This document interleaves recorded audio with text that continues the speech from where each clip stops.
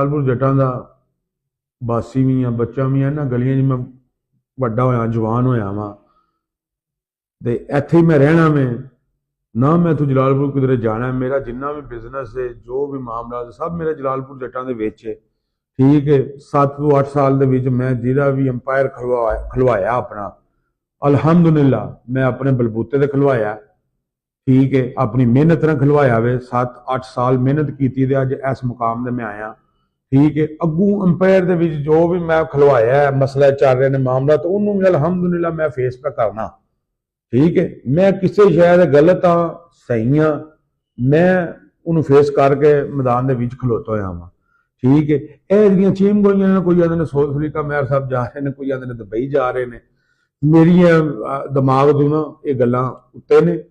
ठीक है, दूसरा तुहानूं पता होना चाहिए कि मैं इस इलाके दे विच इलैक्शन दे भी लड़िया, सारी तैयारी की, कम से कम 5-6 करोड़ रुपया मैं इलैक्शन अपने दे उत्ते लाया।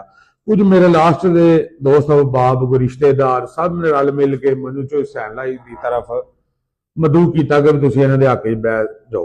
मैं बह गया। वक्त गवाह होवे कि मैं एक 10 रुपए भी चो साहब को ले होवन उन्हां दे हक च बहन दे, या कोई माड़ा चंगा काम आखिया लिया होवे ते मैं ऑन द रिकॉर्ड पे तुहानूं आखना। ठीक है, मैं 2 साल चो साहब नाल राबते भी होए ने, सारा कुछ होया। कोई अपनी जात छड्ड के किसी की भी जात का कोई काम नहीं लिया चो साहब को। ठीक है, पर मैनू 2 सालों के उन्होंने को जो लभा वे वो जलालपुर जट्टां दे बासियां सारियां नूं पता है। मैनू गिफ्ट उन्होंने की तरफों लभा। ठीक है, कुछ दिन पहले मेरे जी FIR हुई है, भी गिफ्ट उन्होंने मैनू दिता। ठीक है, हुण भी जो भी मामलात होंदे ने, मैं जो साहब नूं पुछना, या उन्होंने महती जिन्हों ने मन्नू, मेरे को अजीज भी सन, राजा रशीद जलाल सन, नहीं मेरा कोठले वाला सी, राजा अजीज सी, और काफ़ी बंदे सन, मेरे को ना नहीं उन्होंने लैन होंदे। चलो मैं नहीं पूछ सकता, तुसीं उन्होंने पूछ लवो कि मेरे नाल ये क्यों हो रहा है, मेरे नाल गैर सलूकी क्यों हो रही है, किस वजह से हो रही है। वो चलो मैं तो नहीं उन्होंने पूछ सकता। मैं तो चलो साहब ने 2-3 बार रबता भी किया, मेरा उन्होंने रबता नहीं होया। जिन्होंने बंदियां ने मैनू भाया, उन्हें सपोर्ट की, इलैक्शन भी की, सारा कुछ किया, वो तो पूछ सकते हैं ना। वो तो उन्होंने पूछ सकते हैं कि मैं बिलाल ने तुसां इंज क्यों किया। मैं जिन्ने भी क्राइसिस बंदे सलाह गया वा हर चीज के पिछे चो साहब ने। ठीक है, मैं हुण इस टाइम अपना हाईकोर्ट ने रजू किया। मैं 1-2 दिन तक मैं जलालपुर अपने जिले के अपने रिहायशगाह से आके बह के अपना इंशाअल्लाह ताला अपने बुजुर्ग दोस्त बाब जिन्हें उन्होंने मिल के अपना सियासी फैसला भी करना। ठीक है, एक होगी गल। दूसरी हूँ गल आ जो जलालपुर जट्टां ने भी जो मामला पे चलते हैं, मेरे को बहन वाले बंदे भी समझते हो पे, मनु उन्होंने भी पता है। कोई बंदा बशरे आखे ना कि मैं बिलाल झल्ला है, मैं झल्ला नहीं। ठीक है, बंदा मेरे को आंदा है, चाहे मेरे को बहन वाला, चाहे कोई भी है, मैनू सारा चेहरे शनाख्त भी है, मैनू पता भी है। कोई भी मैं बस वक्त नूं धक्का दिता होया। ठीक है, वक्त नूं धक्का दिता होया वे। जलालपुर जट्टां कोई बंदा भी उठ के जिहड़े बंदे कंप्लेंटर ने इन्हां नूं हट के, ठीक है, इन्हां बाहू बंदियां नूं भी पता मैनू कोई किसी की मैं इत्थे बह के किसी की पगड़ी नहीं छालनी ना। मैं 6 महीने 7 महीने जो कुछ भी मेरे नाल होंदा मैं अपने आप ने बर्दाश्त करना, अपने आप दे बर्दाश्त करना वा। मेरी बर्दाश्त की जिन्नी कर हद है मैं वो बर्दाश्त का करना। मैं अज भी इत्थे बैठा ना किसी बंदे की पगड़ी छालना से नहीं बैठा। ठीक है, जलालपुर जट्टां दे बासियां नूं बाहू पता, मेरा भी पता, जिन्होंने बंदे ने मसले मसाइल चल रहे हैं उन्होंने भी उन्होंने पता है। वो मैं दसन दी या क्लीयर देने की कोई नहीं जरूरत, पर मैं यह दसन बैठा वहां कि मैं पागल नहीं, मैं चला नहीं। जेड़ा जेड़ा बंदा जिथे जिथे जो जो कुछ पे करता है ना, मैनू सारा इलम है, पर वक्त नहीं।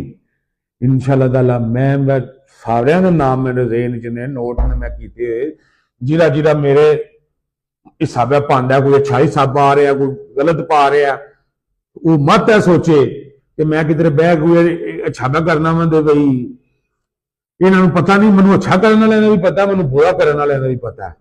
पर मैं शहर जम्मिया पलिया, मैं इत्थे ही रहना, मैं बाहर क्यों जाना।